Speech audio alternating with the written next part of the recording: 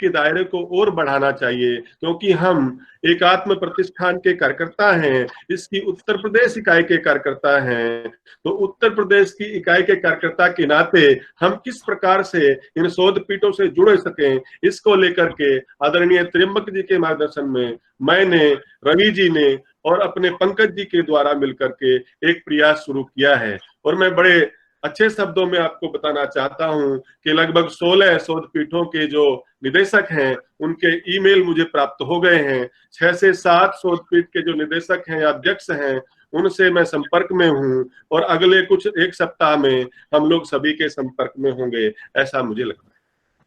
इसके पश्चात एक विषय और आता है कि शोध पीठ का उद्देश्य क्या मात्र केवल विचार प्रवाह इस बात से सिद्ध हो जाएंगे या प्रभावित होंगे कि हम उसमें व्याख्यान कराएं या उसमें संगोष्ठियों का आयोजन करें। तो अपने संस्थान में चर्चा हुई और चर्चा करके आदरणीय महेश जी के साथ भी चर्चा हुई थी शुरू में, इसलिए आज ये व्याख्यान विशेष रूप से रखा गया है। हम लोगों ने ऐसा सोचा कि कम से कम इन संस्थानों में, इन शोध पीठों में कुछ छात्र जाकर के शोध कार्य करें, रिसर्च करें या कुछ विशेष रूप से इसमें कार्य हो, किस प्रकार से उसमें इंडल्ज किया जा सकता है, किस प्रकार से इस काम में कुछ छात्रों को उपयोग में लाया जा सकता है, उनको शोध कार्य के रूप में कुछ टॉपिक दिए जा सकते हैं क्या, ऐसा अपने लोगों के बीच में विचार आया। इसी को लेकर के आज ये शोध पीठ का जो व्याख्यान पूरा रखा गया है, जिसमें आदरणीय कुलपति जी भी हैं, इसको लेकर के ये चर्चा हुई और ये बनाया गया।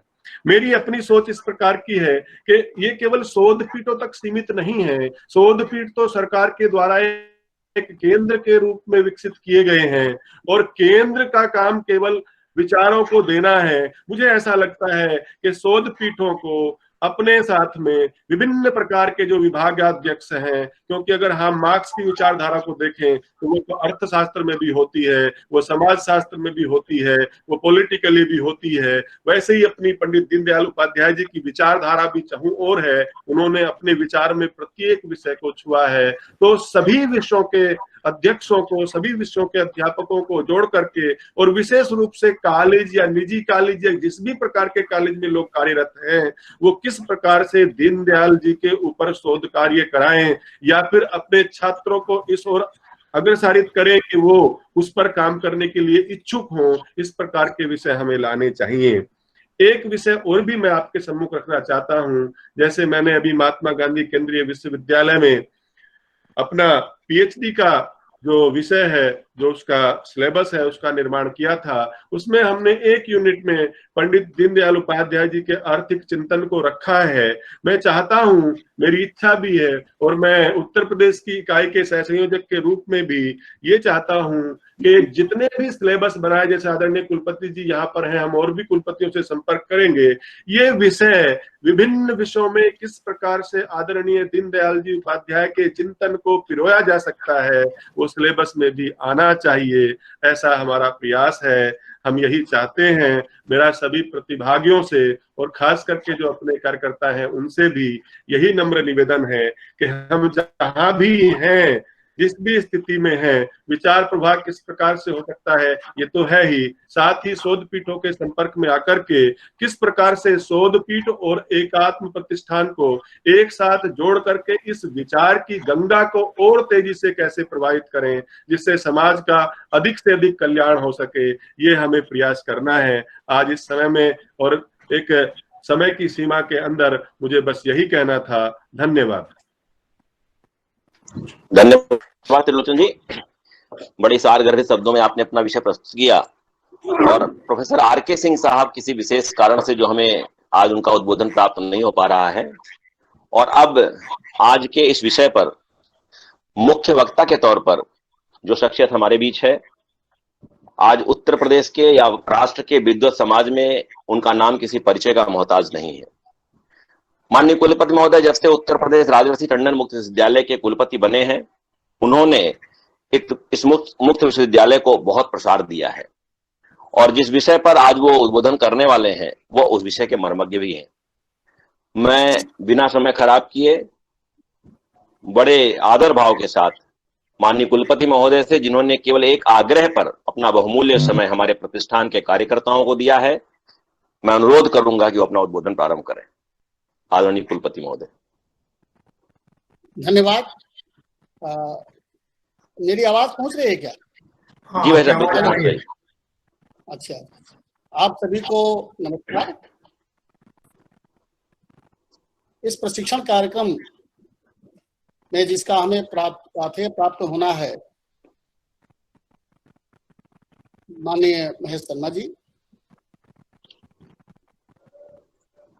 और एकात्म मानववाद के अध्ययन से जुड़े हुए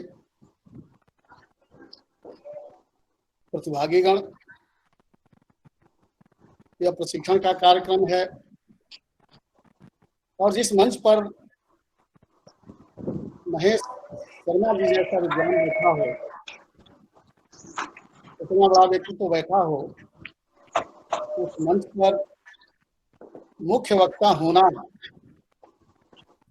मेरे लिए थोड़ा असहज महसूस होता है। फिर भी कि उनका व्यक्तित्व तो बड़ा है, मैं उनके सामने बोलने जा रहा हूँ। यदि कुछ त्रुटियां हो जाए तो उसको अन्यथा नहीं लेंगे। आज का जो विषय रखा गया है, ये शोध पीठों की आवश्यकता और उसके द्वारा क्या कार्यक्रम चलाए जा रहे हैं विश्वविद्यालयों में, उस पर चर्चा करनी थी। इस पूरे विषय पर आऊं इसके पहले मैं थोड़ी पृष्ठभूमि की चर्चा करूंगा।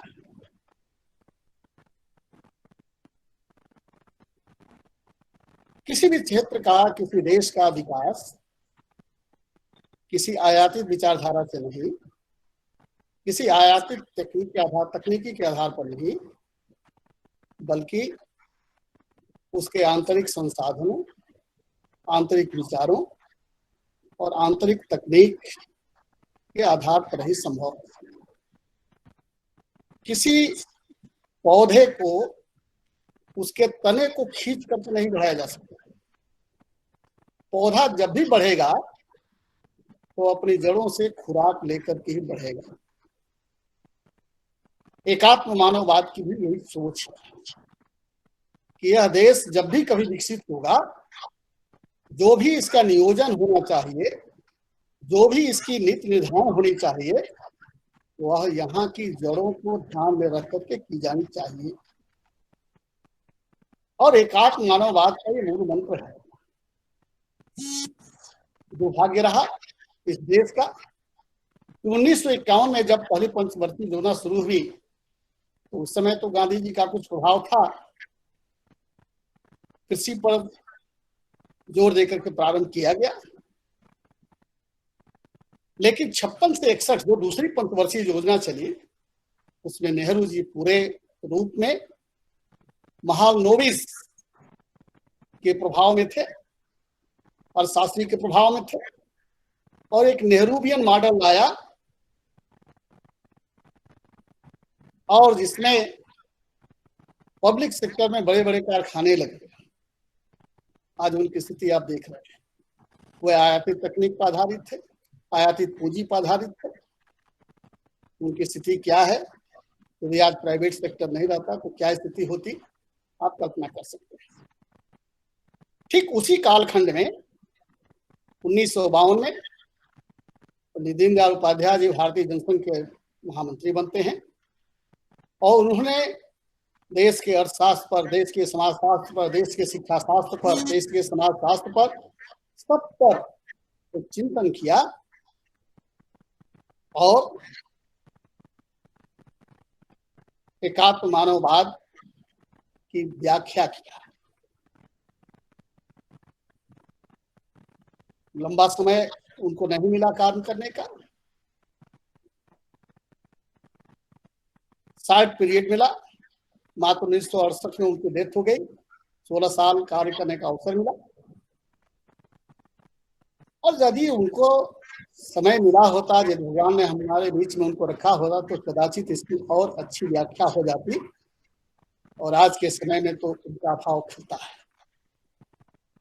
लेकिन माननीय महेश शर्मा जी जैसे लोग उनके विचारों की व्याख्या करने में लगे हुए हैं उनको कार्य रूप देने में लगे हुए हैं।